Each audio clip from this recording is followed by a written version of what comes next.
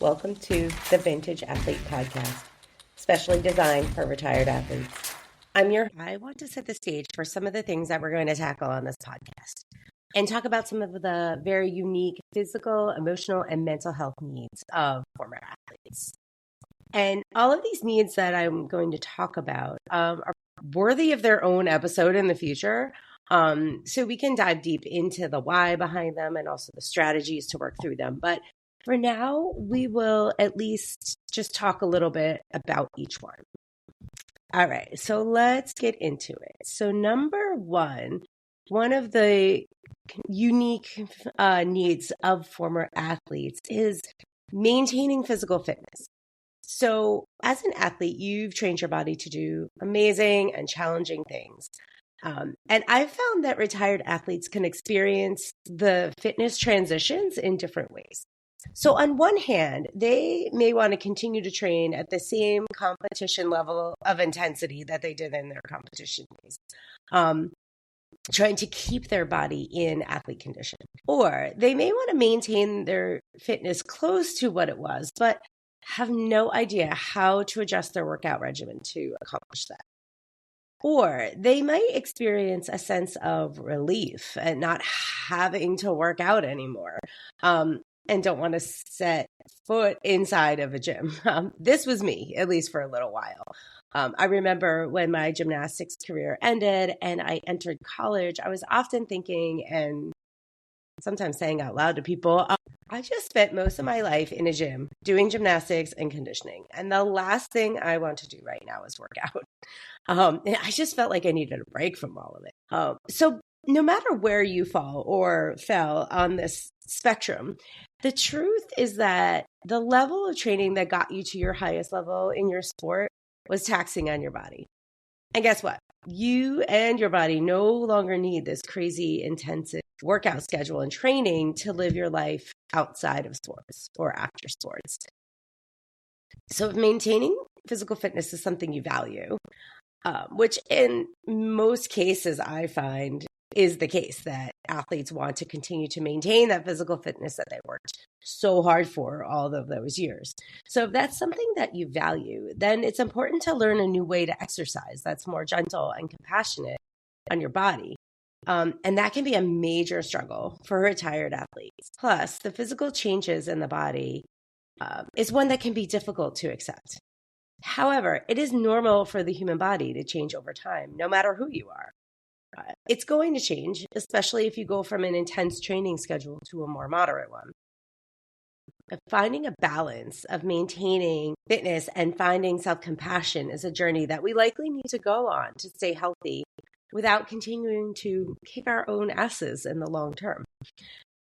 So that's number one. Number two, muscle memory and intuitive movement.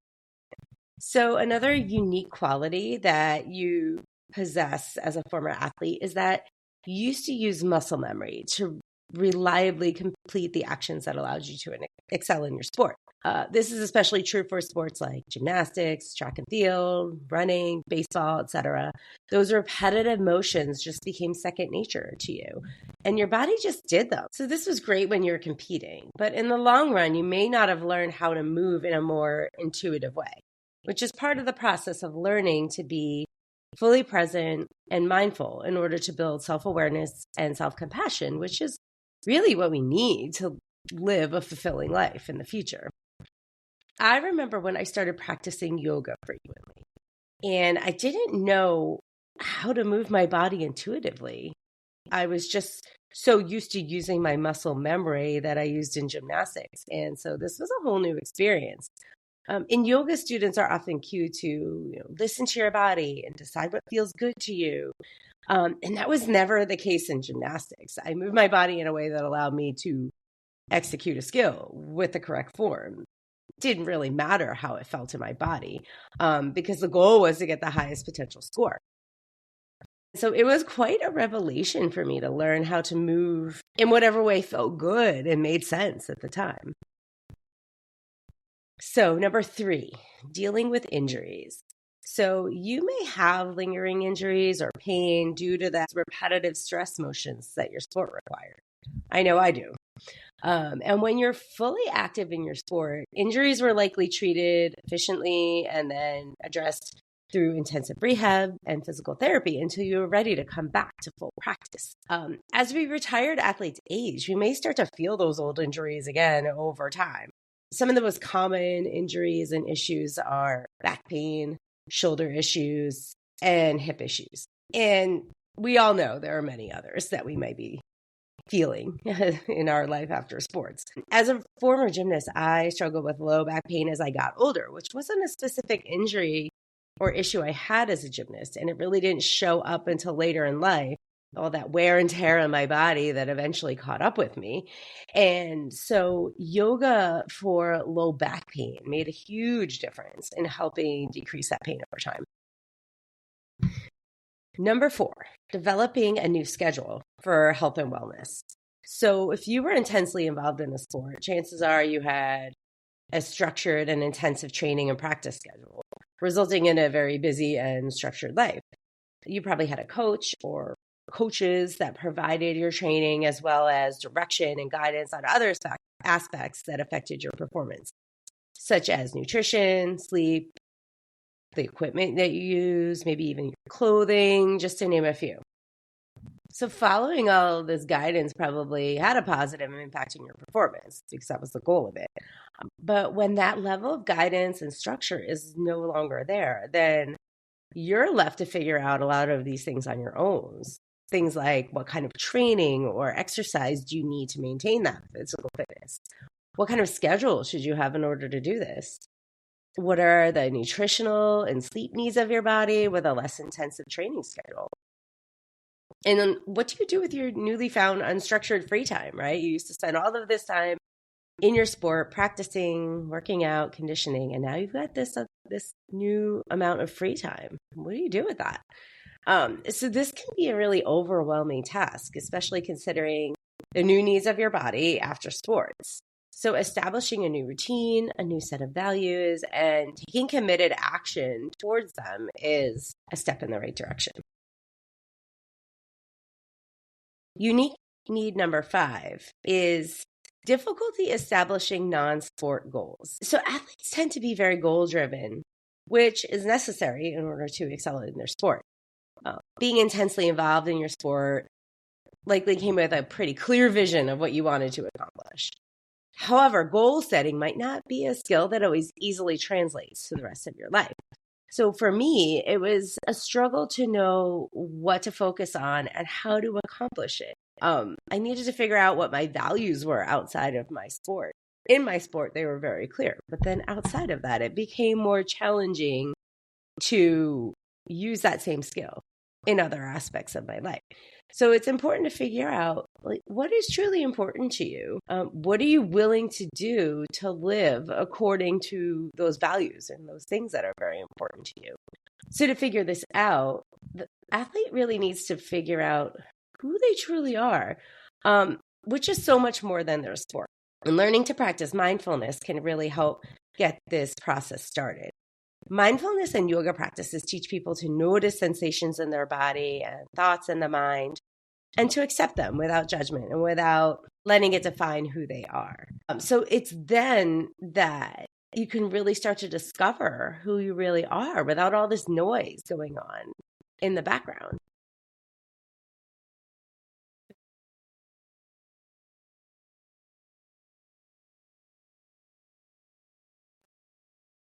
It's part of every aspect of my life. My conversations with my friends often involve gymnastics. My extended family would always ask me, how's gymnastics going? Whenever we would get together on the holidays. A lot of people in my community knew me as that gymnast. and I loved it because I loved the sport and I loved interacting with people about it.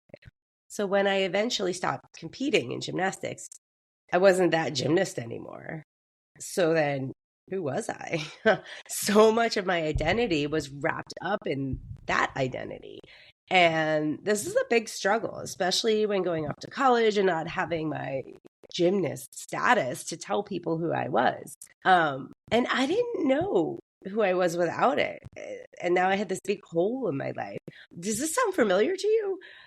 It's something that I think most athletes go through when they stop competing in their sport. And I think it's really important for an athlete to realize that that is not all that you are, right? That being an athlete was not and is not all that you are. If you're so committed to that, you can become closed off to the importance of other parts of your identity and exploring what they are. Research shows that the stronger the athlete identity is in retirement for a former athlete, the more they can struggle with life in retirement. In that time, we need to spend some very intentional time learning about ourselves and what's important to us in our life after sports. So I'll ask you this. Do you know what your values are and how to start living those values in your new life? And so that's something that we are going to spend time exploring in this podcast. The last unique need of retired athletes that I want to talk about is grief. It is a completely normal response to experience grief when retiring from a sport because there are significant losses that come with it. So your identity, the team or the community from your sport, the emotional highs of a win or accomplishing your goal, having that outlet for stress, having the recognition of accomplishment. These are all things that you experienced as an athlete that are no longer going to be there when you retire. So it's no wonder that grief can result from these losses. And how this grief is expressed can vary greatly among different people. But no matter what this looks like, it's important to acknowledge that grief and be willing to experience the process. Many times, athletes become very skilled at holding back and controlling their emotions so that it doesn't affect their performance. And after they retire, the need to control those emotions is no longer there. And we may have a new experience with these emotions. And let's face it, the emotions that we experience are probably ones that are not pleasant, especially ones that are related to that grief and loss. So what can happen is that we start to act in ways that either continue to help us hold back or control these emotions, or in ways that allow us to avoid feeling them even in the first place.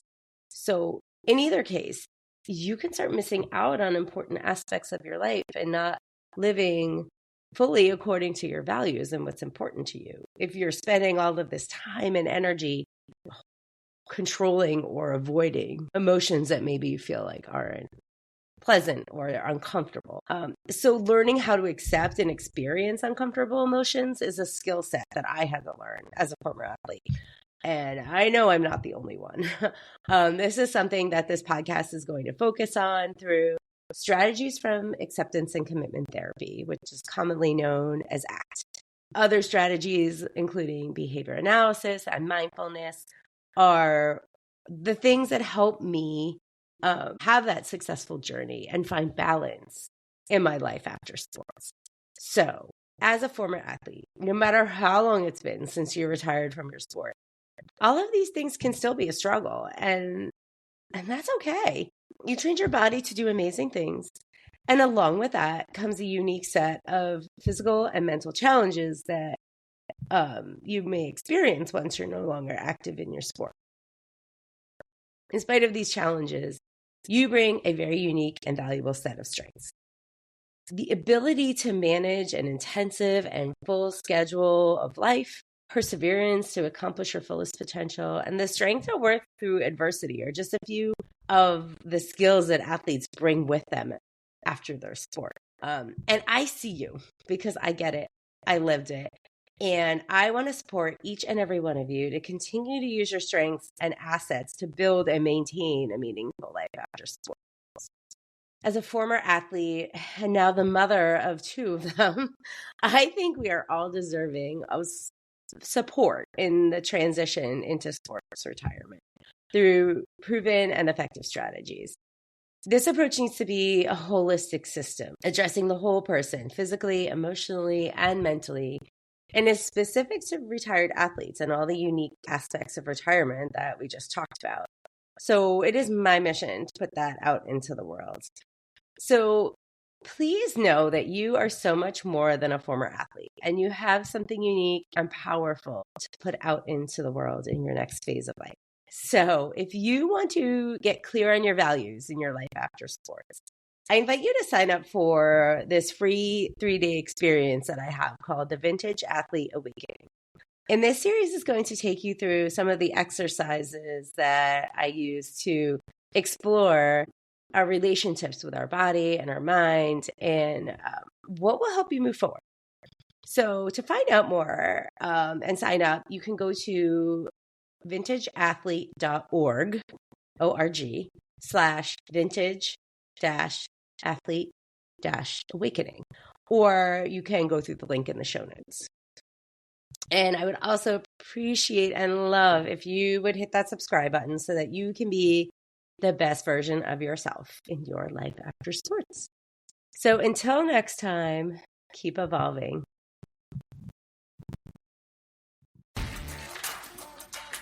You have officially crossed the finish line of this episode of the Vintage Athlete Podcast.